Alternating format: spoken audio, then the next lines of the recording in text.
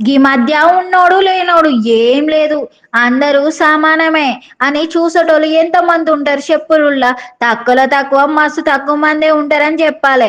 అగో ఉన్నోడు లేనోడు మనకెందుకు, దేని గురించి చెప్తుంది, ఏం చెప్తుంది అని అనుకుంటుర్రులే.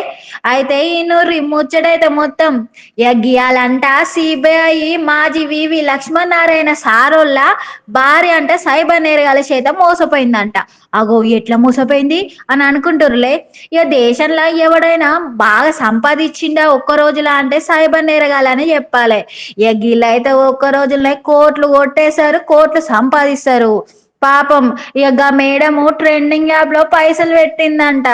గాలేమో పెట్టిన పైసల కంటే ఎక్కువనే చూపెట్టిర్రు.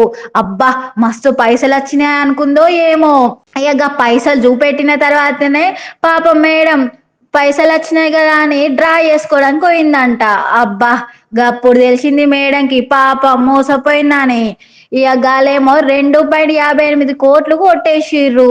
ఇక ఏంటనే పాపం CBI sir cyber crime police వాళ్ళకి ఫిర్యాదు చేసిండు. ఏ మాటగా ఆ మాట గాని గిసొంటి సిబిఐ ఆఫీస్ వాళ్ళకి గిట్లా జరిగితే మనసొంటోళ్ళు ఏమైపోతారు చెప్పుర్రి. అందుకే అందరు చెప్తున్నా ఈనుర్రి, ఎవరిని నమ్మి మోసపోకుర్రి. ఏది పడితే అది లింకులు ఓపెన్ చేసి పైసలు పోగొట్టుకోకుర్రి.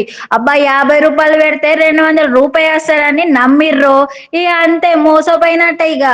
అందుకే జాగ్రత్త ఉండమని చెప్తున్నా. ఇగో గీ అక్క జాగ్రత్త మంచిగానే చెప్తుందని ముందుగా ఉన్నోడు లేనోడు అని ఎందుకు అన్నదని అనుకుంటుల్లా? అనుకుంటే ఉంటారు మీరు. మరి సైబర్ నేరగాళ్ళకి గసొంటి ఏమైనా ఉంటుందా? ఉన్నోని దగ్గర 1,00,00,000 రూపాయలే, లేనోడి దగ్గర 1,00,00,000 రూపాయలే. ఇద్దరి దగ్గర సమానము కొట్టేసేది గీ సైబర్ నేరగాలే కదా. గందుకే నేను ఉన్నోడు లేనోడు అని చెప్పిన.